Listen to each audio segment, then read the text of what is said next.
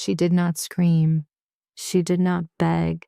She did not fall apart on the doorstep of the house she had helped build, the house where she had painted the nursery walls by hand, the house where she had made Valentine's Day dinner that same evening, still believing, still trying, still hoping.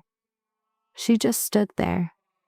February cold, 10 days after a cesarean section, a newborn strapped to her chest, and the door of her own home closing in her face while the woman her husband had brought to replace her rearranged the cushions inside. Most people in that moment would have broken. Sophia Calloway did not break. She made a phone call. And what happened next, over the following 12 months, would cost her husband everything he thought he had secured, expose a financial crime he believed was invisible, and return to Sophia not just a house, not just a settlement, but something he never anticipated she would rebuild. Herself. Stay with this story, because the moment you think you know how it ends, it goes somewhere you did not see coming, and the twist that changes everything is not the one anyone expected. Lesson line. Because sometimes the most powerful thing a person can do is not fight louder. It is document quietly, trust the right people, and refuse, even in the cold, even alone, to stop believing they are worth fighting for. Meaning plus value to the audience. This story is not just about one woman and one marriage and one terrible February night. It is about every person who has ever signed something they trusted without reading it. Every person who gave up something, a career, an independence, a version of themselves because someone they loved made it sound like generosity. Every person who has stood at a point of complete devastation and had to decide, in that exact moment, whether to collapse or continue. What Sophia's story gives you is not a legal manual. It is a map of what is possible when you choose, even once, even barely, to make the call to action. If this story moved you, if even one moment of it felt familiar, or gave you something you needed to hear today, do something small that costs you nothing and means more than you know. Leave a comment. It does not have to be long. Even one word tells us this story reached someone. Share it with one person. You may not know why they need it. Share it anyway. And if you want more stories like this one, stories that are honest about the hard things and real about what comes after, subscribe to this channel. We will be here. The thing about a beautiful life is that it can look completely intact from the outside, even while it is quietly falling apart from within. Sophia Calloway had spent 4 years building something she believed in with every careful, hopeful part of herself. A home, a marriage, a future that felt solid enough to stand on. And for a long time, at least from where she was standing, it seemed like it was working. The house on Maple Ridge sat at the end of a quiet street in suburban Connecticut, where the trees turned gold every October and the neighbors still waved from their driveways. It was a colonial-style home with white shutters and a front porch that Sophia had strung with small lights the first winter they moved in. Marcus had laughed when he saw her doing it, standing on a stepladder in her coat, untangling strings of bulbs with focused determination. "You're going to fall," he had said. "I'm not going to fall," she had replied. "Hand me the extension cord." He had handed it to her, and she had finished the lights, and that night they sat on the porch with 2 mugs of hot chocolate and looked at what they had made together. Sophia had thought, sitting there in the cold with her husband beside her, and the whole quiet neighborhood stretched out in front of them, that this was exactly what she had wanted. This precise, ordinary, luminous moment. She was 32 years old. She had given up her career as a middle school art teacher at Marcus's suggestion, somewhere in the second year of their marriage, so she could focus on building their home and eventually their family. "You won't regret it," he had told her. "I make enough for both of us. You've been working since you were 16. Let yourself rest." It had sounded, at the time, like generosity. Looking back, with the clarity that only comes after everything has been stripped away, she would understand it differently. It was not generosity. It was the first break removed from her foundation. Marcus Calloway was 36, a regional sales director at a pharmaceutical company called Meridian Health Solutions. He was the kind of man who remembered everyone's name at a party and forgot his wife's coffee order at home. Confident, charming in the specific way that works best at a distance. He had a strong handshake and a good smile and a habit of making every room feel like it was slightly waiting for him to arrive. Sophia had fallen for all of it completely and without reservation, the way you do when you are 28 and optimistic and have not yet learned that charm and character are entirely different things. By the time Sophia was 8 months pregnant, she had begun to notice the cracks she had been spackling over for longer than she cared to admit. The late evenings that stretched past 10 without a text. The phone turned face down on the dinner table. The cologne that did not match the bottle in the bathroom cabinet. Small things. Individually dismissible. But patterns do not lie, even when the people creating them do. She told herself to wait. Get through the birth. Everything else can wait. On November 3rd, baby Emma Rose Calloway arrived at 6:47 in the morning, weighing 7 pounds and 2 ounces, with her mother's eyes and her father's chin, which Sophia would later decide was the only thing Emma needed from Marcus. The labor had been long and the delivery had required a cesarean section, which meant Sophia was recovering from major surgery while also learning to nurse a newborn, while also managing the particular exhaustion that sits behind your eyes for the first weeks of a baby's life and does not fully lift for months. Marcus was present at the hospital. He held Emma once, briefly, with the careful stiffness of a man handling something he did not fully trust himself with. When his phone buzzed during that first hour, he glanced at the screen. Sophia saw him look. She did not say anything, but she noticed. She was always noticing, even when she pretended not to. In the 2 weeks that followed, Marcus became a ghost in his own house. Late returns, absent weekends, client dinners that ran past midnight. Sophia, still moving carefully, due to her surgical recovery, handled the 3 a.m. feedings alone and the diaper changes alone and the particular loneliness of sitting in a dark nursery at 4 in the morning with a sleeping baby on your chest and an empty space in the bed down the hall that was supposed to have someone in it. One night, when Emma was 11 days old and Marcus had not come home by 2 in the morning, Sophia picked up her phone and opened the location sharing app they had set up together 2 years earlier, originally as a safety feature. The little blue dot that represented her husband was sitting at an address 12 minutes from their house. She typed the address into a search. It came back as a restaurant called the Barlow. A nice one, the kind with a wine list and low lighting. She sat with that information for a long time. The house was quiet around her. Emma breathed softly against her shoulder. Sophia put the phone down and said, very quietly into the darkness, "Okay, okay then." She did not cry. She was not ready to cry yet. She was still gathering herself, the way you do before something large and irreversible begins. She held her daughter a little closer, and she rocked in the chair, and she let the night pass. 3 days later, it was February 14th, Valentine's Day. Sophia had made dinner despite barely being able to stand for more than 20 minutes at a stretch.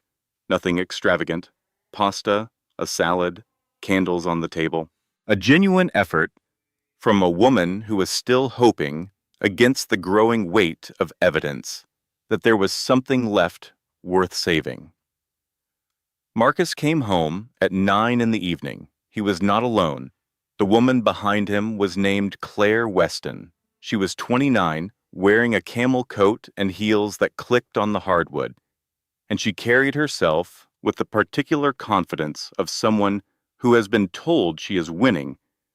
She looked at Sophia with an expression that was carefully neutral and did not quite succeed. Marcus did not meet Sophia's eyes. "We need to talk," he said. Sophia stood very still in her own kitchen, in the house she had decorated and cleaned and filled with the small accumulated evidence of a life she had tried to build, holding a dish towel and looking at her husband and the woman he had brought into her home on Valentine's Day, 10 days after she had delivered his daughter via emergency cesarean section. She said, with a steadiness that surprised even herself, "You brought her here, into our home, tonight." Marcus said, "The marriage has been over for a long time, Sophia." And Claire said, with the small smile of someone who believes they have already won, "I told him this was a bad idea, but he insisted on being honest." Sophia looked at the word honest for a moment like it was an object she had picked up and found to be hollow. Then she said very quietly, "Get out of my kitchen." She picked up her phone and she walked upstairs. Marcus called after her. She did not turn around. She sat on the edge of the bed in the room she had shared with him for 4 years, and she looked at her hands, and she understood, with a completeness that settled over her like cold water, that everything she had believed about her life was about to change. Downstairs, she could hear Claire's heels on the hardwood. Sophia took a breath. Then she made a phone call. 30 minutes after Sophia walked upstairs, Marcus followed her. He stood in the doorway of the bedroom, with his hands in his pockets and the particular expression of a man who has made a decision and is now waiting for the paperwork to clear. "I need you to leave tonight," he said. Sophia was sitting on the bed. She had not moved much. She had been thinking, which is sometimes the most dangerous thing a person can do when someone is counting on them to react emotionally. "This is my home," she said. "My name is on the mortgage."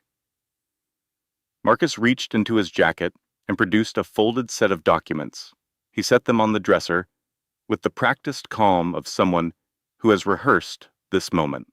"Actually," he said, "I refinanced last year. You signed the paperwork with the tax documents. Do you remember the stack I gave you in March? The property is currently in my name alone." The room went very quiet. Sophia looked at the documents without touching them. She had signed things in March. A stack of papers Marcus had set in front of her, while she was 7 months pregnant and exhausted from a difficult second trimester and trusting, still trusting, the man she had married. "You had me sign away my name on our house," she said. It was not quite a question. "I'm not trying to be cruel," Marcus said, which is something people say when they are being cruel and have decided to reframe it. "I'll cover a hotel for 2 weeks while you find somewhere. Claire will help with the transition." From downstairs, they could hear Claire moving through the living room, the sound of cushions being rearranged. Sophia stood up. She moved to the closet and began pulling out a bag. Baby items first. Diapers, wipes, 2 onesies. Emma's small fleece blanket with the yellow ducks on it. Then her own pain medication from the nightstand. The prescription from her OB for post-surgical recovery. Her phone charger. Her wallet. She worked with a mechanical focus, the kind your body produces when your mind has temporarily separated itself from the situation in order to survive it. She did not allow herself to look at the framed photo on the dresser, the one from their wedding, where Marcus was laughing at something she had said, and she was looking at him with an expression of pure, uncomplicated happiness. She could not afford to look at that right now. When she was done, she carried the bag and walked downstairs. Emma was still asleep in the bassinet in the corner of the living room, unaware, breathing the small, steady breaths of a baby who does not yet know what the world is capable of. Claire was on the couch. She looked up when Sophia entered. Neither woman said anything. Sophia lifted Emma from the bassinet with the careful, practiced movement of someone who had spent 10 days learning the exact way to hold this particular small person. She strapped Emma into the carrier against her chest, feeling the familiar weight of her daughter settle against her heartbeat. Emma stirred briefly, then went still. Marcus stood by the front door. He opened it. The February air moved into the house immediately, cold and direct. "I'll call you tomorrow," he said, which was either a promise or a dismissal, and was probably both. Sophia looked at him for one long moment. She looked at Claire. She looked at the candles she had lit for dinner, still burning on the table, the pasta going cold in the pot, the salad she had made, because she had still believed, that very morning, that there was something worth trying to save. Then she said, quietly, but with an edge that would stay with Marcus longer than he expected, "You better hope I'm in too much pain to think clearly tonight, because tomorrow I'm going to remember everything." She walked out into the February cold. The door closed behind her. She heard the lock engage. She stood on the porch for exactly 3 seconds, long enough to let the cold hit her face, and for something in her chest to harden into something useful. Then she walked to her car, strapped Emma into the car seat with hands that did not shake, and started the engine. She called her sister. Dana Hartley was 38, a kindergarten teacher who lived 20 minutes away in a smaller house that was nevertheless warmer in every sense than the colonial on Maple Ridge had felt for months. When Sophia called, Dana answered on the second ring, despite the hour, and when Sophia said, "He brought her to the house. He signed me off the mortgage. He wants me out tonight," Dana said nothing for a moment. Then she said, "Drive to me right now. Drive carefully. I'm turning on the porch light." Sophia drove. Emma slept in the back seat, still unaware, still breathing those small, reassuring breaths. The streets were empty at 10 in the evening. Connecticut, in February, has a particular quality of cold silence that feels like the whole world has decided to wait and see what happens next. Dana was at the door before Sophia had finished parking. She came down the front steps in socked feet and a coat thrown over her pajamas, and she pulled Sophia inside without ceremony, taking the baby bag first and then reaching back to take Sophia's arm, guiding her into the warmth. They sat in the kitchen. Dana made tea without asking. Sophia told her everything in flat, sequential order, the way you give a report when the alternative is falling apart, and falling apart is not currently an option. When Sophia finished, Dana set down her mug. "He refinanced without telling you," she said. "I signed what he put in front of me," Sophia said. "I trusted him." Dana looked at her sister for a moment with an expression that contained in order grief and fury, and then a very specific kind of resolve. "My college roommate is a family law attorney," she said, pulling out her phone. "Her name is Rebecca Cole. I'm calling her right now. Dana, it's 10 o'clock at night." "Rebecca will answer," Dana said. "She hates men like Marcus." Sophia looked at her daughter, asleep in the carrier, on the kitchen chair beside her, one small fist curled against her cheek, the yellow duck blanket tucked around her legs. "She sounds like my kind of person," Sophia said. It was the first thing close to a smile she had managed all night. Small, brief, and real. Dana was already dialing. Outside, the February wind pressed against the windows. Inside, the kettle was still warm, and the porch light was on, and Sophia Calloway sat in her sister's kitchen and began very quietly and very deliberately to fight back. The first call is always the one that changes everything. Sophia had just made it. Rebecca Cole arrived the next morning at 7:30, still in her running clothes, carrying a tote bag of legal pads and the energy of someone who had already been awake for 2 hours and had opinions about it. She was 40 years old, with sharp eyes and a dry sense of humor, and the particular manner of a person who has spent 15 years watching people underestimate her and has learned to find it useful. She looked at the documents Marcus had left on Sophia's behalf, the refinancing papers, the original mortgage, and the handful of tax documents Sophia had been able to pull from her phone's photo storage, for about 4 minutes without speaking. Donna poured coffee. Emma slept in the bassinet they had set up in the corner.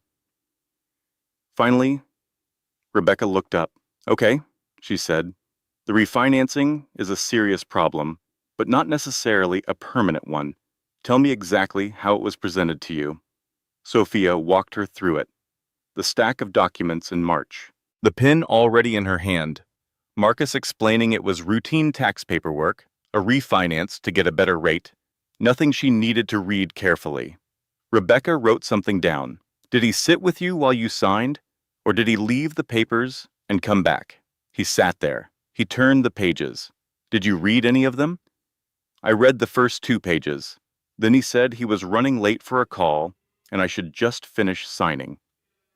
Rebecca wrote something else down. Then she said, "Connecticut is an equitable distribution state.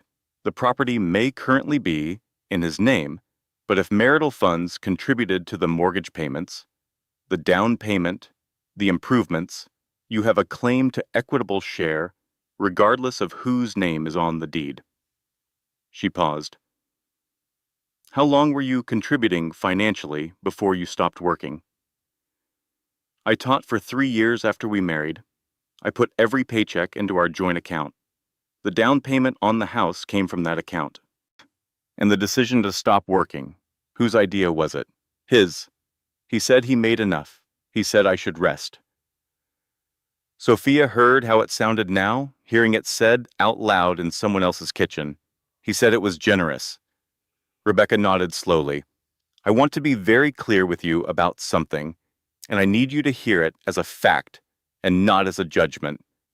What you just described, controlling finances, managing what you signed, directing your career decisions, these are patterns that courts increasingly recognize as economic control within a marriage. You didn't miss something. You were managed. There's a difference." The kitchen was quiet for a moment.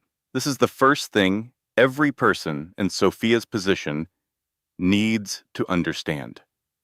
When someone controls the financial information in a relationship, when they decide what gets signed and what gets explained and what gets quietly rerouted, the other person is not being foolish. They are being deliberately kept in the dark. The blame belongs entirely to the one holding the flashlight and choosing to point it away. Dana set a coffee mug in front of Sophia. Rebecca continued. "The night he sent you out, Valentine's Day, was anyone around, neighbors? Any cameras on the street?" Sophia thought about it. "The Hendersons across the street have a ring camera on their porch. It faces the street. Our driveway would be in frame." Rebecca smiled for the first time. It was a small, precise smile. "I love neighbors with porch cameras." She made a note. "One more thing. His social media. Is he active?" Dana reached across the table and pulled up her phone screen. She had already screenshotted it the night before. The post Marcus had put up on his personal account. A photo of himself and Claire at a restaurant table, a bottle of wine, the candles in the background. Posted at 11:47 in the evening. Caption reading, "New chapter," with a champagne glass. The timestamp was 32 minutes after Sophia had left the house. Rebecca looked at it for a long moment. "He posted a celebration photo," she said. 32 minutes after sending his post-surgical wife and 10-day-old daughter outside in February. "Yes," Dana said. "And he works in pharmaceuticals," Rebecca said. A regulated industry. Yes. Rebecca closed her legal pad. I'm going to need a retainer in about 6 weeks, and I want you both to understand something clearly.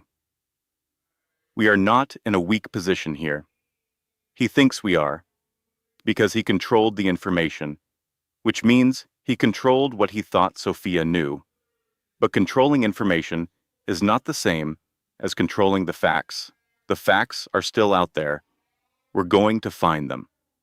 She stood up, tote bag over her shoulder, and looked at Sophia directly. Do not contact Marcus. Do not post anything. Do not respond to anything he sends you without running it past me first. One message at a time, one document at a time, we are going to build something he will not be able to argue his way out of. Sophia nodded. And one more thing, Rebecca said, already moving toward the door. Take photos of everything you can still access. Bank statements on your phone app, text messages, any financial documents he ever sent you digitally. Do it today before he realizes you're no longer standing still. She left. The front door closed behind her. Dana and Sophia sat in the sudden quiet.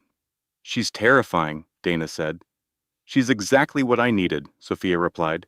She picked up her phone and started taking screenshots. While Sophia was documenting everything with the focused efficiency of someone who had just been given a reason to pay attention, Marcus was standing in the kitchen of the house on Maple Ridge, making the first of several catastrophic errors in judgment. He was feeling, it must be said, extremely confident. This was a problem. Marcus Calloway had spent several months planning what he thought of privately as his transition. He had believed, based on a careful assessment of Sophia's situation, that she would be too overwhelmed, too financially dependent, and too emotionally exhausted from new motherhood to mount any real resistance. She had no income. She was recovering from surgery. She had, as far as he could tell, nothing but her sister and a baby and whatever remained of her pride. What he had failed to account for was that pride, in the right person, is not a vulnerability. It is a fuel source. He was also not aware, at this point, that Rebecca Cole existed. Claire was at the kitchen table with her laptop, looking at interior design websites with the particular focus of a woman who has been waiting for permission to redecorate. She had moved into the house 3 days after Valentine's Day, with the efficiency of someone who had already mentally moved in weeks earlier. What are you worried about? She asked, when Marcus stood at the counter staring at his phone. She transferred money, he said. Claire looked up. From the joint account, Marcus said. She moved her half this morning. Her half, Claire repeated. She thinks she has a half? The original contribution structure was equal, Marcus said, which was the first honest thing he had said in several months. For the joint account, technically, yes. She moved fast, Claire said. She had help, Marcus said. He was beginning to feel, in a region just behind his sternum, the first small, cold tremor of someone who has miscalculated. He pushed it away. It doesn't matter. The house is in my name. The car is in my name. She can move whatever she wants from the joint account. That's already factored in. What she can't do is touch the property. What he did not know, and would not know for several more weeks, was that Rebecca had also contacted the Hendersons across the street, who had, as it turned out, excellent camera footage.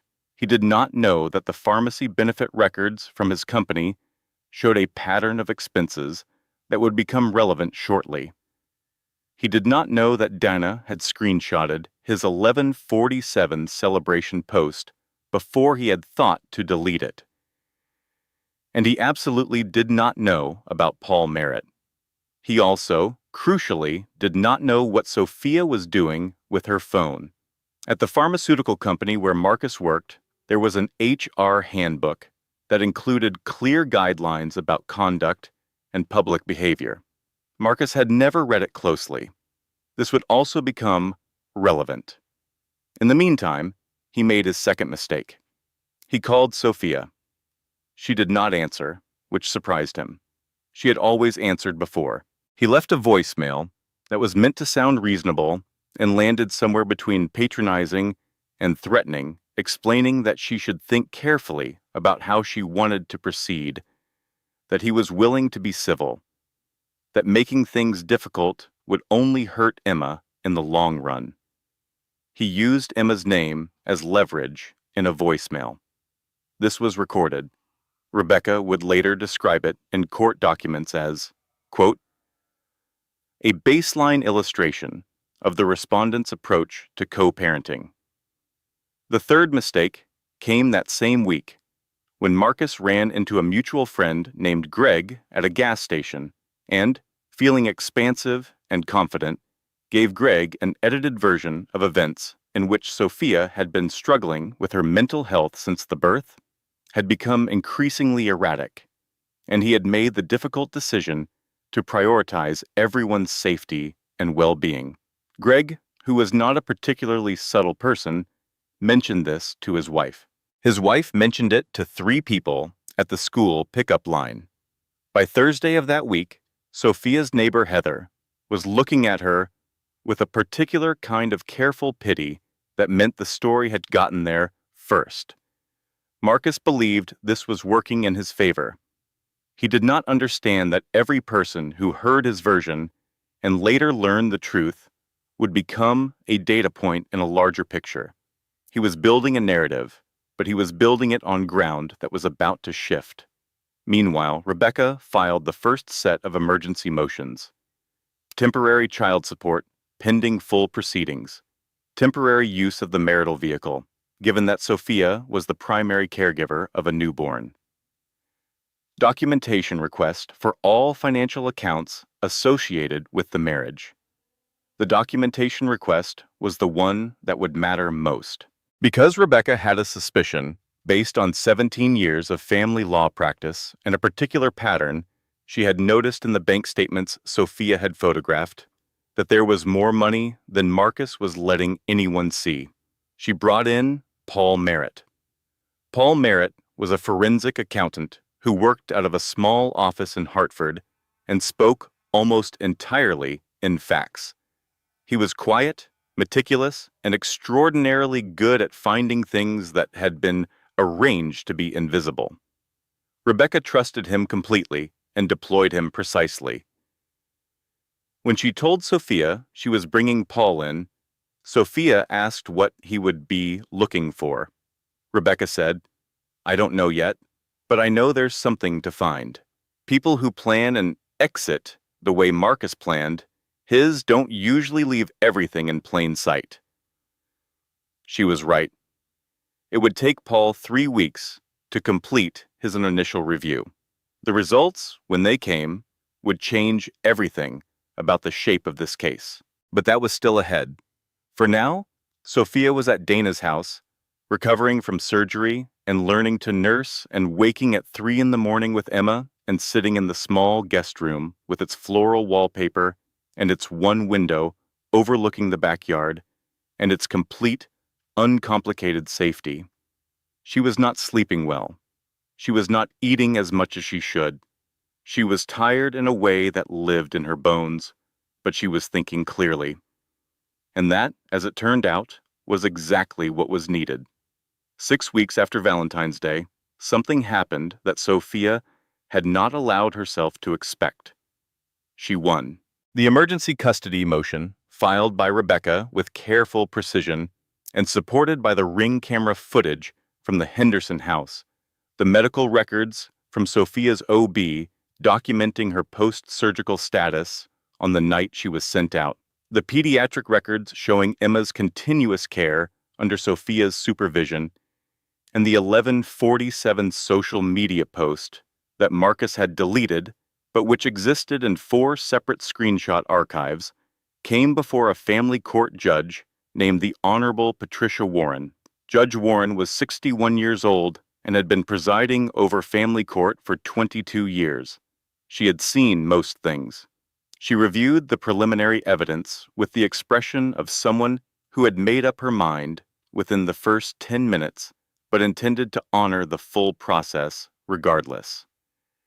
The hearing lasted 2 hours. Garrett Price, the attorney Marcus had hired, was expensive and loud and deployed a strategy of suggesting that Sophia's postpartum recovery was evidence of instability rather than evidence of having recently had major surgery, which is what it actually was. Rebecca dismantled this approach with the particular efficiency of someone who had anticipated it completely. When the ruling came, it was clear. Primary custody remained with Sophia, pending full proceedings. Marcus was granted supervised visitation every other Saturday to be conducted at a designated family services location. Temporary child support was ordered at an amount that reflected Marcus's documented income. The marital vehicle was formally assigned to Sophia's use. Outside the courthouse on a gray March afternoon, Dana cried. Rebecca was professionally composed, but her eyes were bright. Sophia held Emma against her chest and read the order twice. "Is it over?" she asked. "The custody round is over," Rebecca said. "You won this one cleanly," Sophia breathed out. Something that had been wound tight in her chest for 6 weeks released a fraction of an inch. She allowed herself, for the first time since February 14th, to feel something close to hope. This was understandable. It was also premature. 11 days later, Sophia drove to her parents' house in western Massachusetts for a weekend visit. Her mother had not met Emma yet. The drive was 2 hours. She texted Marcus on Friday afternoon to let him know she would be out of the county for the weekend and would return Sunday evening. She did not file a written notice with the court. She did not know she was required to. The temporary custody order included a provision requiring formal written notification through proper legal channels for any travel outside the county, and Rebecca had explained this provision during their initial review of the order, but had not, in the press of preparing for the custody hearing, been explicit enough about the mechanics of compliance. Sophia came home Sunday evening feeling better than she had in months. Her mother had held Emma for 3 hours and cried quietly into her granddaughter's hair. Her father had grilled chicken in February because Sophia mentioned she was craving it.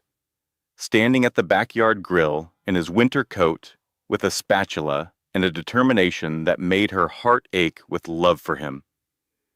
She had slept 8 hours in her childhood bedroom with Emma in a portable crib beside her and woken up feeling, for one brief and genuine morning, like herself. Then Rebecca called Monday at 9. "Sophia, sit down." The 3 words that mean nothing good. Sophia sat down at Dana's kitchen table. Emma was in the bouncy seat, kicking her feet at the mobile above her with the focused intensity of a person who has discovered cause and effect and finds it fascinating, Rebecca explained. Marcus's attorney had filed a motion to review the custody order based on a violation of the travel notification provision, the Massachusetts trip, the text message, the absence of a formal filing. "Can he take her because of this?" Sophia asked. "Not permanently," Rebecca said. "But it gives Garrett Price a foothold. It makes us look careless in front of a judge who values procedural compliance. And Judge Warren does value procedural compliance.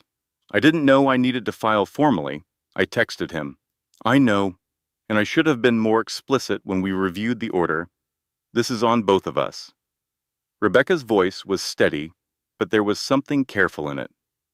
"Here's what I need you to understand. This does not undo what we built. It is a setback, not a collapse. We respond, we demonstrate good faith compliance going forward, and we let Paul Merritt's findings shift the center of gravity in this case." "What has Paul found?" Sophia asked. A pause. "I want to go over it with you in person," Rebecca said. "Can you come to my office tomorrow morning?" Sophia looked at Emma, still kicking at the mobile, still completely unbothered by the world and its complications. "Yes," she said. "I'll be there."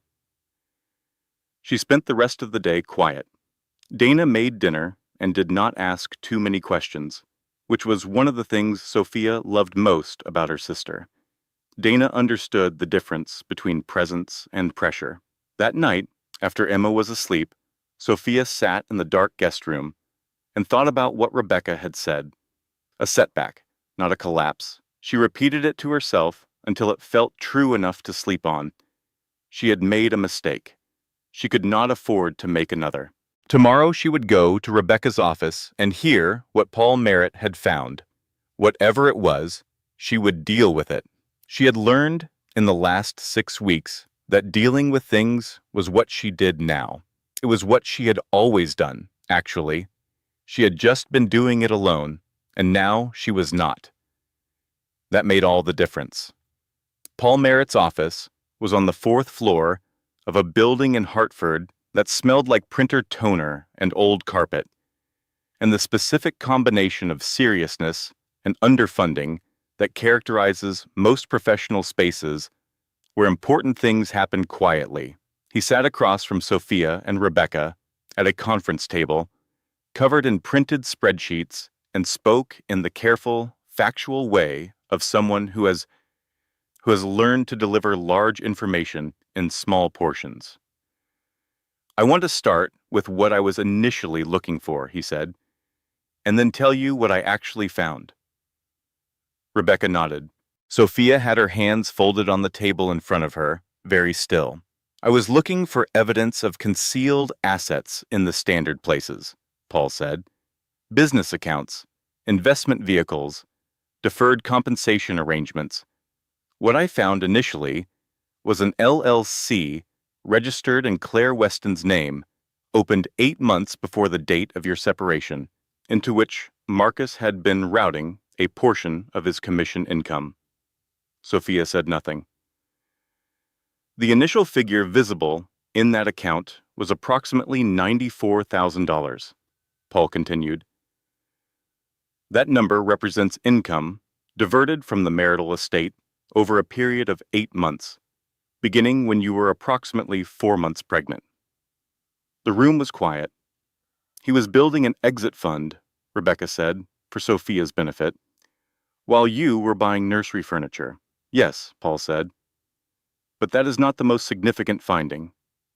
He turned to a second set of documents.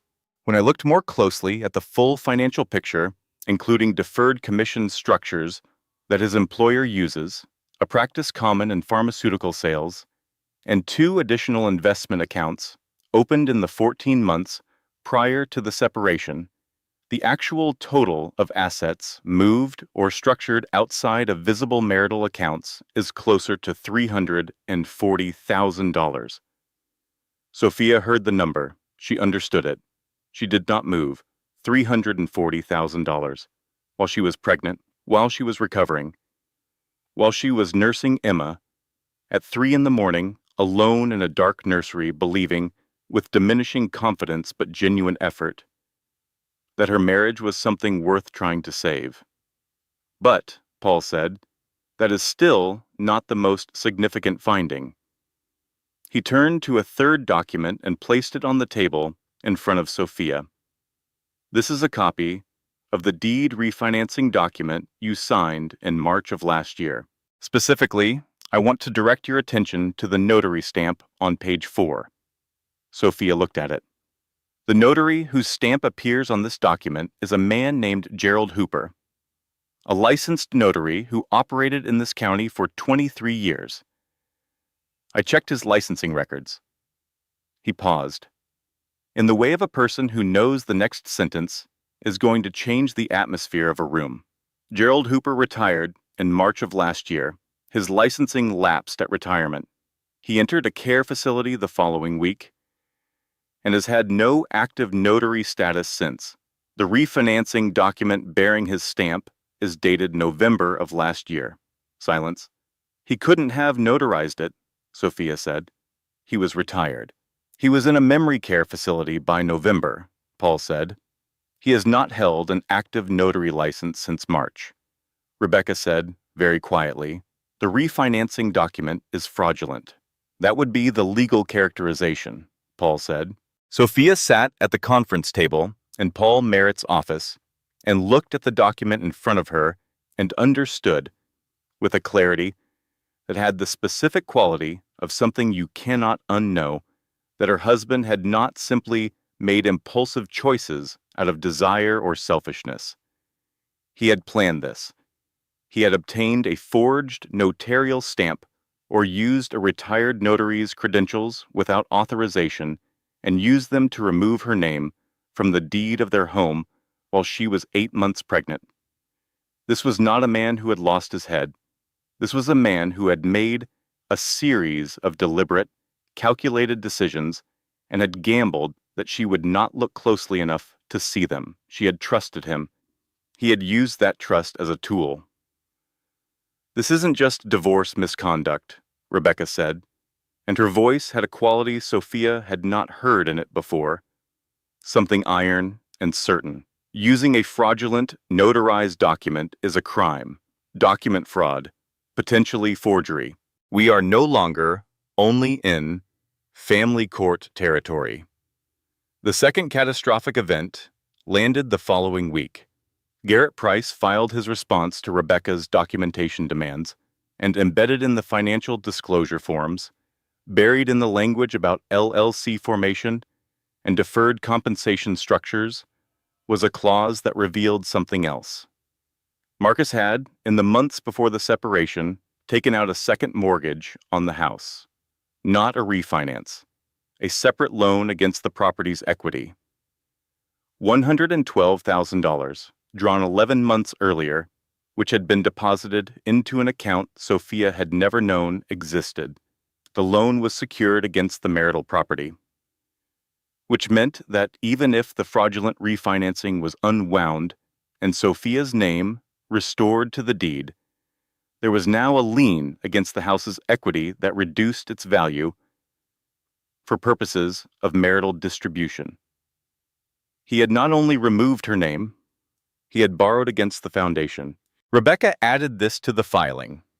She added it precisely and without visible emotion, the way you add a load-bearing fact to a structure that is already strong enough to hold it.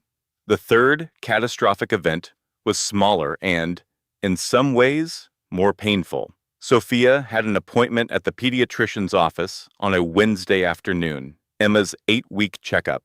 In the waiting room, she ran into Heather, a woman from their neighborhood who had been part of the social circle she and Marcus had shared for 3 years. Book club, block parties. The kind of neighbor you wave to from the driveway and occasionally have wine with on warm evenings. Heather looked at Sophia with the particular expression of someone who has heard a story and is not sure what to do with it. "I heard about everything," she said. "I'm so sorry it didn't work out."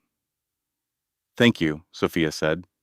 "Marcus mentioned that it had been really hard, that you'd been struggling since the birth, that he had to manage a lot." Sophia looked at Heather. She looked at Emma in her car seat, 8 weeks old, cheeks round and warm, entirely healthy, entirely cared for. He was at a restaurant with his girlfriend at 11:47 p.m., Sophia said, steady and quiet. "On the night he sent me outside in February with our 10-day-old baby. I have the receipt. I have the post he deleted. I have the Ring camera footage from across the street. And I have the forensic accountant's report on the $340,000 he moved during my pregnancy." Heather opened her mouth, then closed it. "Have a good appointment, Heather," Sophia said. She walked into the pediatrician's office. She sat in the waiting room and breathed carefully, and did not let the grief of it show until she was in her car afterward, when she allowed herself exactly 4 minutes of crying before she wiped her face and drove back to Dana's house, because the community had partially turned. Because the story that had been running in the neighborhood and among their mutual friends was Marcus's story, shaped and distributed before Sophia had a chance to say a word. This is one of the most painful parts of what happens to people in Sophia's position, and it deserves to be said clearly. When someone controls the narrative early, the people who hear it first are the hardest to reach later. Some of them will never fully update, even when the truth becomes undeniable. The advice here is not to chase them. Do not spend energy trying to convince the people who chose a side without asking. Build new ground. Be consistent. Let the record speak when you cannot. Sophia did not chase them. She went home and helped Dana make dinner and held Emma against her chest while the evening news played quietly in the background and said to her daughter, very softly, that they were going to be all right. She believed it. For the first time, she genuinely believed it. 3 days after Paul Merritt's full report was delivered to Rebecca's office and formally filed as supplemental evidence, Marcus's attorney, Garrett Price, called Rebecca at 8 in the morning. Rebecca answered while eating breakfast. "Cole," she said. "Rebecca." Garrett's voice had changed. The expansive confidence of the courthouse hallway, the golden retriever energy, as Dana had once described it, was gone. What was left was the careful tone of a man who had reviewed documents overnight and was now operating in a different register entirely. "Garrett," Rebecca said, "I think we should discuss a path forward." "I'm listening." "My client is open to exploring a settlement structure." Rebecca set down her coffee. "Is he?" "But, given the complexity of the financial picture as it's developed," Garrett said, choosing his words with the caution of someone navigating a minefield in new shoes, "and given certain aspects of the property documentation that have come to light, Marcus would like to avoid extended proceedings." "Extended proceedings," Rebecca repeated, pleasantly. "You mean criminal referral?" A pause. "He would like to resolve this in family court." "Then he should have thought about that," Rebecca said, "before he used a fraudulent notary stamp on a deed modification while his wife was 8 months pregnant." Another pause, longer this time. What would Sophia need in order to consider a settlement? Rebecca picked her coffee back up. "I'll ask her." She drove to Dana's house that afternoon. Sophia was in the backyard, despite the cold, sitting on a folding chair with Emma bundled in her lap. "Just getting some air," she said. Dana came out with 3 mugs of tea and sat on the back steps. Rebecca laid it out plainly. Marcus wanted to settle. He was frightened of a criminal referral on the document fraud. He was frightened of what the $340,000 concealment looked like in front of a judge who had already seen his Valentine's Day post. He was frightened of what his employer's HR department would do with a public court record of financial misconduct. "What does settling mean?" Sophia asked. "It means we negotiate terms and present them to the court for ratification rather than going through a full trial. It means faster resolution. It means you control some of the terms rather than leaving them to a judge." "And what would I want?" "That," Rebecca said, "is exactly the right question." Sophia looked at Emma. The baby was awake, studying a leaf that had blown onto the blanket with the focused curiosity of someone encountering leaves for the first time, which she was. "I want the house," Sophia said. "My name restored to the deed and the fraudulent document formally invalidated on record. I want the second mortgage addressed in the settlement, not left for me to manage alone. I want primary custody with terms so clearly written that there is no room for him to reinterpret them later. I want full financial disclosure and a settlement figure that reflects what he actually hid, not the reduced number he structured it to look like. And I want all of it in court, on record, in Judge Warren's courtroom, where it cannot be quietly renegotiated later."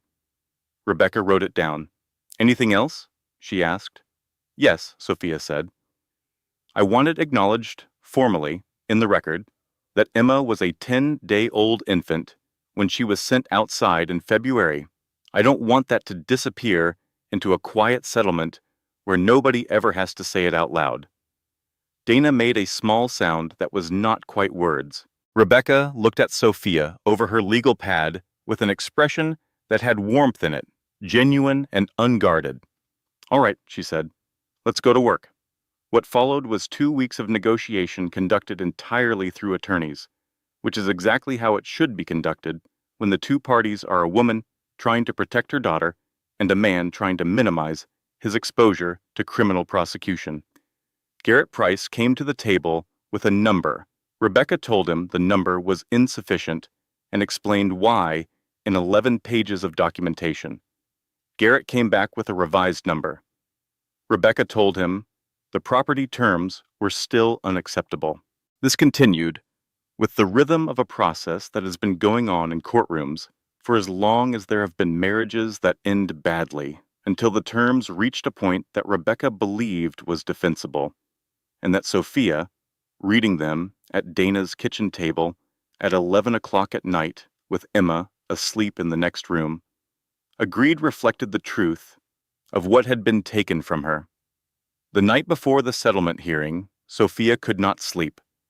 She sat in the rocking chair in the guest room, in the dark, and thought about the house on Maple Ridge, the porch with the string lights, the nursery she had painted herself in a pale yellow that looked almost gold in the afternoon light, the kitchen where she had made dinner on Valentine's Day, still believing, still hoping.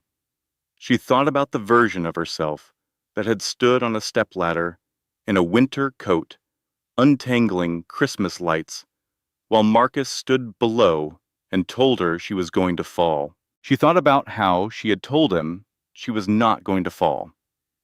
She had been right about that, it turned out, just not in the way she had meant. The Honorable Patricia Warren had seen most things in 22 years of family court. She had seen extraordinary cruelty delivered in quiet voices and extraordinary love demonstrated in impossible circumstances. She had seen people at their worst and, occasionally, at something approaching their best. She had developed, over those decades, a quality of attention that was entirely without sentimentality and entirely without indifference, which is a difficult combination to maintain but a necessary one in her line of work. She reviewed the settlement documents for 6 minutes before the hearing began. Her expression did not change during those 6 minutes. The courtroom was very quiet. Sophia sat at the petitioner's table with Rebecca beside her. She was wearing a dark blue dress, and her hair was pulled back simply.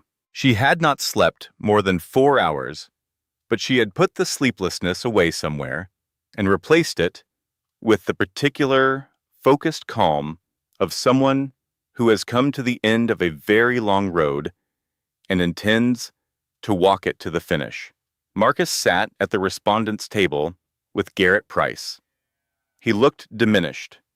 The suit was still expensive, but it hung on him differently than it had in the courthouse corridor 2 months earlier, when he had been confident that the gap between his resources and Sophia's would close this case in his favor. He had been wrong about a number of things. This had been the most consequential. Claire was not present. She had not been present at any of the hearings. After the conversation at the kitchen table when Marcus had confirmed the notary, she had moved her things out of the house with efficient speed and returned to her apartment and, as far as Sophia knew, largely removed herself from the situation. There was in that something that Sophia had not expected to feel, which was a small and complicated sympathy. Claire had made serious choices. She had also been told a version of events that was specifically constructed to make those choices seem less costly than they were. That was not, in the end, a very different experience from what Sophia had been through. The mechanisms were the same, only the positions were different. She did not share this observation with Dana, who had considerably less complicated feelings about Claire. Judge Warren set down the document. "Mr. Calloway," she said, "you understand that by entering into this settlement agreement, you are acknowledging the findings of the Forensic Financial Review as accurate and complete?" Marcus said, "Yes, Your Honor." "You understand that the property on Maple Ridge will revert to Mrs. Callaway's sole ownership, that the fraudulent notarization is formally invalidated on record, and that the second mortgage liability will be addressed through the settlement funds rather than through the marital property equity. Yes, Your Honor. You understand the child custody terms as written, including the provision that all communication regarding schedule modifications be documented through the co-parenting application specified in the agreement? Yes. Judge Warren looked at him for a moment. Then she said, I want to note, for the record, and I do this rarely in settlement hearings because my role is not to editorialize, but to adjudicate, that the circumstances documented in this case, specifically the actions taken on the night of February 14th, represent conduct that this court finds deeply troubling. A 10-day-old infant was removed from appropriate shelter in February temperatures by a parent who is recovering from major surgery. That fact is now part of this record and will remain so. The courtroom was very still. That said, the judge continued, the settlement as negotiated reflects the financial and custodial realities of the situation fairly, and it is in the interest of the child that this matter reach resolution. I am approving the agreement as submitted. She signed. The sound of the pen on paper was small in the large room. Rebecca touched Sophia's arm briefly, a small professional gesture that contained a great deal more than it showed. At the respondent's table, Garrett Price was gathering his papers quickly. Marcus sat for a moment longer, not moving, staring at the table. Then he pushed back his chair and stood, and Sophia watched him without expression as he walked toward the door without looking at her. He stopped just before reaching the exit. He turned. He looked at Sophia. His face had the open, unguarded quality of someone who has run out of positions to take. I made a mistake, he said. It was almost too quiet to hear. Sophia looked at him. The man she had married, the man who had stood on a porch in winter and handed her an extension cord and laughed when she told him she would not fall. The man who had sat beside her at a hospital table while she signed papers she trusted. The man who had opened a door on Valentine's Day and let in the February cold. I know, she said. It was not forgiveness. It was not the absence of anger. It was the simple acknowledgement of a truth she had already made room for. He had made a mistake. Several. They were his to carry now, not hers. He left. Sophia sat for another moment in the quiet courtroom, Emma's carrier beside her on the chair, Emma asleep and warm and entirely unaware that the paperwork governing her future had just been settled. Then she stood, put on her coat, and walked out into the afternoon light. Dana was waiting on the courthouse steps. She had brought coffee. Rebecca came out a moment later, briefcase in hand, already checking her phone with the focused attention of someone who has the next case waiting. Rebecca, Sophia said. Rebecca looked up. Thank you. Rebecca looked at her for a moment. You did the work, she said. I just knew where to look. Then she walked to her car, and Sophia stood on the courthouse steps with her sister and her daughter and her coffee and the settlement agreement that was now officially part of the public record of Connecticut Family Court, and she felt, for the first time in 5 months, the specific and unrepeatable sensation of solid ground. There is a particular kind of reckoning that happens when a person who believed they were winning discovers that the game was never what they thought it was. Claire Weston had walked into the house on Maple Ridge in February with the confidence of someone who had assessed the situation and found it manageable. A tired new mother, a controlled man, a house that was already promised, a life that had been arranged for her arrival. What she had not assessed, because she had relied on Marcus's assessment, and Marcus had been wrong about almost everything, was Sophia Callaway. The weeks after the settlement were quiet ones for Claire, at least on the surface. She was back in her apartment, which she had, as she mentioned to Marcus in their last conversation, kept throughout. She was back at her job, which she had nearly lost during the suspension, but had managed to retain following a meeting with HR in which she submitted a written statement and agreed to a formal notation in her file. The colleagues who had whispered had mostly returned to their own concerns. The anonymous messages to her phone had slowed. She was fine, more or less. What she was not was unaffected. There is a specific experience that comes from watching the story you told yourself about a situation collapse under the weight of facts.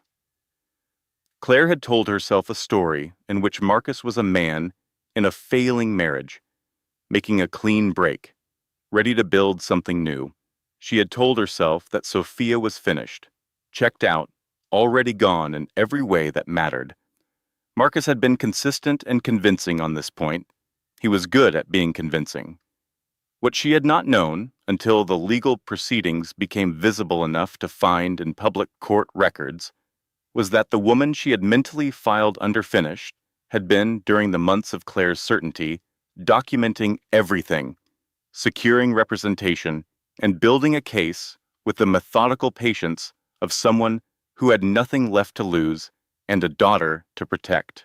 There was a Wednesday evening, about a month after the settlement, when Claire sat at her kitchen table with a glass of wine and the quiet of her apartment around her, and thought for a long time about what she had contributed to and what she had walked away from, and what exactly the difference was between being deceived and choosing to believe the version of events that suited you. She did not arrive at comfortable answers. She did not expect to. What she did do, eventually, and this is a small detail that never made it into the courtroom or the legal record, but matters nonetheless, was write a letter. She did not send it to Sophia. She sent it to her own mother, a long, honest account of what she had done and what she had understood too late and what she was going to carry going forward. Her mother, who was a practical woman with a background in social work, read it and called her and said, "You cannot undo it, but you can make different choices, and that is what the rest of your life is for." Claire kept the letter. She read it occasionally in the way you read the things that are hardest to look at, because looking at them is part of not repeating them. Marcus, meanwhile, had moved into a 2-bedroom apartment 20 minutes from Maple Ridge. It was adequate. It was not what he had planned. He had planned, in the detailed private vision he had carried for months, to live in the house on Maple Ridge with Claire and feel like a man who had chosen the life he wanted, rather than the one he had settled for. That version of events had closed. He showed up for his first supervised visitation with Emma on a Saturday morning in April, when the trees were beginning to come back and the world had the tentative brightness of early spring. The visitation center was a cheerful space with a dedicated family room and a staff member who documented the visit without judgment. He held Emma for the first time since the hospital. She had changed enormously in 4 months. She was heavier, more alert, interested in everything. She looked at him with the wide, frank curiosity of a baby who does not yet know what relationship means and treats every face with equal consideration. He cried, quietly, with his back half turned, but the supervising staff member noted it, and Sophia, reviewing the visit report that evening, saw the notation. She sat with that for a while. She did not feel triumph. She felt something more complicated, the particular sorrow of watching someone understand too late what they had, which is not the same as compassion, but lives in the same neighborhood. She called Rebecca. "He cried at the visit," she said. "That's not unusual," Rebecca said. "I know," Sophia said. I don't know what to do with it." "You don't have to do anything with it," Rebecca said. "He made choices. He's living in them. You made choices. You're living in yours. Those are separate things now." "Is it wrong that I still feel something?" No, Rebecca said. It would be wrong if you didn't. You were married to him for 4 years. You loved him. Feeling something is not the same as being weakened by it. After she hung up, Sophia sat for a while in the living room of the house on Maple Ridge. Her house. The string lights on the porch were on. She had put them back up on the first Saturday after she moved back in, standing on the stepladder in April instead of November, untangling the same strands she had untangled 4 years ago when everything still seemed possible. Dana had stood below and watched her. "You're going to fall," Dana had said. "I'm not going to fall," Sophia had replied. She had finished the lights. She had stood on the porch afterward and looked at them for a long time, burning steadily in the spring evening, and she had thought about how much the same they looked from where she was standing, how familiar, how entirely, completely different. 1 year later, the house on Maple Ridge had changed in the way that houses change when they are actually lived in, which is to say, it had become more itself. There were paintings on the walls, Sophia's own work, the kind of painting you make when you are working through something large and do not yet have words for it, color-heavy, slightly unresolved, in the beautiful way of things that are still becoming. Dana had framed the best one, an abstract piece in deep blue and warm gold, and hung it in the hallway without asking, which was an act of love Sophia thought about sometimes when she walked past it. Emma was 13 months old and had recently discovered stairs, which she approached with the confident recklessness of a person who has not yet had sufficient experience of falling. She pulled herself up on furniture and let go, and stood unsupported for stretches of 3 and 4 seconds before dropping to her hands and knees with an expression of mild surprise, then doing it again. She was, in Sophia's entirely unbiased assessment, extraordinary. The nonprofit had been Rebecca's idea, or rather, she had been the one to name what Sophia was already doing.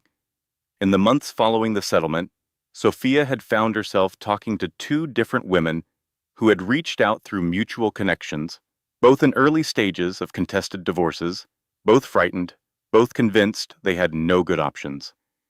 She had spent hours with each of them. She had connected one to Rebecca and one to a legal aid organization in New Haven, and both of them had told her, independently and in different language, that the most useful thing she had done was tell her own story directly, and without the false comfort of pretending it had been easy. The nonprofit was called The First Call. It operated out of a small rented office space and a website and a partnership with 3 family law attorneys who provided reduced-rate consultations. It had served 41 women in its first 8 months. It had a waiting list. Rebecca served on the board. Dana managed the communications. Paul Merritt had donated his services to 2 cases that required forensic accounting work. On a Thursday evening in March, exactly 13 months after Valentine's Day, Sophia was in the kitchen making dinner when her phone rang. It was a number she did not recognize. She almost let it go to voicemail. Then she answered. The voice on the other end was young and frightened and trying very hard not to sound either of those things.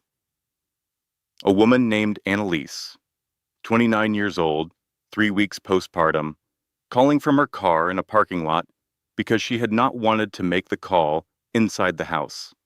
Her husband had been acting strangely since the birth. His phone was always face down. He had come home 2 nights ago and told her she needed to give him space. She had signed some financial paperwork he had put in front of her 6 months ago, and she was not entirely sure what it said. Sophia stood at the kitchen counter and listened. Emma was in the other room, audible in the particular way of a toddler who is up to something but has not yet reached the stage that requires intervention. The string lights were on outside the window. The paintings were on the walls. The kitchen smelled like garlic and olive oil and the specific warmth of a house that is being used and loved. Okay, Sophia said. Here's what I need you to do. Are you somewhere you can write this down? Yes, Annalise said. First thing, photograph every financial document you can access on your phone tonight. Statements, tax forms, anything. Do it before he realizes you're looking. Okay? Second thing, tomorrow morning, you're going to make a call. I'm going to give you a number. Okay? The call is going to feel scary. Make it anyway. The first call is the one that changes everything. I know that because I made mine from my sister's kitchen at 10 o'clock at night, 13 months ago, and everything that followed from that call was hard and worth it. A pause, then quietly. What happened to you? Sophia looked out the kitchen window at the porch lights. My husband sent me outside in February, she said. 3 weeks postpartum, with our 10-day-old daughter, and I didn't collapse, and I didn't run. I found the right people, and I documented everything, and I fought back through every legal channel available to me, and I am standing in my kitchen right now in the house that is in my name, cooking dinner with my daughter in the next room laughing at something. Another pause. It got better, Annalise said. Not quite a question. It got better, Sophia confirmed. Not easily, not quickly, but completely. She heard Annalise exhale. Write down this number, Sophia said. She gave her Rebecca's office line. She stayed on the phone for another 12 minutes, listening and answering, the way someone does when they know the exact weight of what is being carried on the other end of the line because they have carried it themselves. When she hung up, she stood in the kitchen for a moment. Then she went to check on Emma, who had gotten into the Tupperware cabinet and was conducting a serious experiment involving a lid and a colander, and the question of whether the lid would fit, which it would not. But Emma was not ready to accept this conclusion yet. Sophia sat on the kitchen floor beside her daughter and watched her try. Emma picked up the lid. She studied the colander. She tried again, with a concentration that was entirely unselfconscious and entirely magnificent. This, Sophia thought, this is what you protect. Not a house, not a settlement figure, not a court record. This person, this small, fierce, completely determined person who tries again every time without apology. She reached out and let Emma press the lid into her hand, the way babies do when they want a witness. She took it. She turned it over, the way you do when you are playing along seriously. I see it, she said. Good work. Emma looked at her with complete satisfaction. Then she took the lid back and tried again. Outside, the evening light was doing what March light does in Connecticut when the season is beginning to turn, coming in low and warm and gold through the kitchen window, falling across the floor in long rectangles, catching the edge of Emma's hair and the corner of the refrigerator and the small row of photos on the windowsill, including one of Sophia and Dana and Emma taken last October, all three of them squinting into the sun in the backyard with the kind of joy that does not need to perform itself. Sophia looked at the photo. She looked at her daughter. She looked at the kitchen she had come back to, the house she had refused to be taken from, the life she had rebuilt, one documented fact, and one phone call, and one day at a time. She had not wanted this story. She had not chosen the night that started it. She had not asked to stand in the February cold with a 10-day-old baby and nothing but her own clarity and her sister's phone number and the choice between collapsing and continuing. But she had made the choice, and she had continued. And the woman who was sitting on a kitchen floor in March, watching her daughter try the same impossible thing 17 times without giving up, was not the woman who had stood on a stepladder, stringing Christmas lights, and believed that a good life was something your husband helped you build. She was something better than that, something harder and more specific and more entirely her own. The lights on the porch came on automatically at dusk. They were the same lights, the same strands she had untangled 4 years ago, and again, 1 year ago, from her position at the top of a stepladder, with her sister below her saying she was going to fall. She had not fallen. She was not going to fall. Here's the last thing worth knowing about Sophia Calloway. The thing that matters most and is easiest to miss in a story full of courtrooms and documents and the specific machinery of legal consequence. None of it. Not the forensic accounting, not the ring camera, not the fraudulent notary that Paul Merritt found in a licensing record.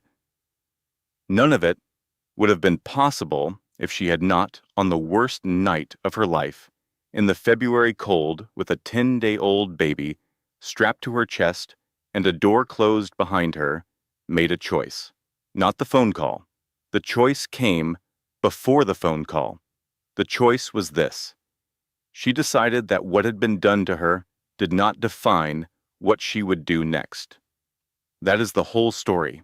Everything else, the lawyers and the hearings and the settlement and the nonprofit and the paintings on the walls and Emma on the kitchen floor trying the same impossible thing again and again without apology, all of it follows from that one quiet decision made in the cold outside a house she had helped build by a woman who refused, even then, even there, to stop believing she was worth fighting for. She was right about that. She had always been right about that. Emma finally got the lid to sit flat on top of the colander.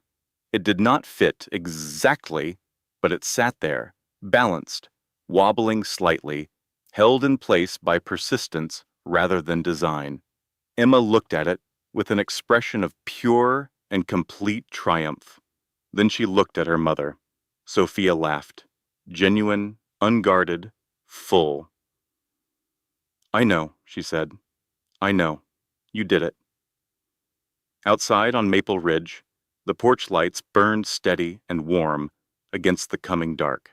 Inside, a mother and her daughter sat on the kitchen floor together, and everything, for now, was exactly right. Closing statement. The content you just experienced was researched, constructed, and manually edited by our team, crafted with intention to bring you not just a story, but a perspective, a lesson, and a reminder that even in the hardest moments, the right choice is still available to you. Thank you for giving us your time. It is not something we take lightly.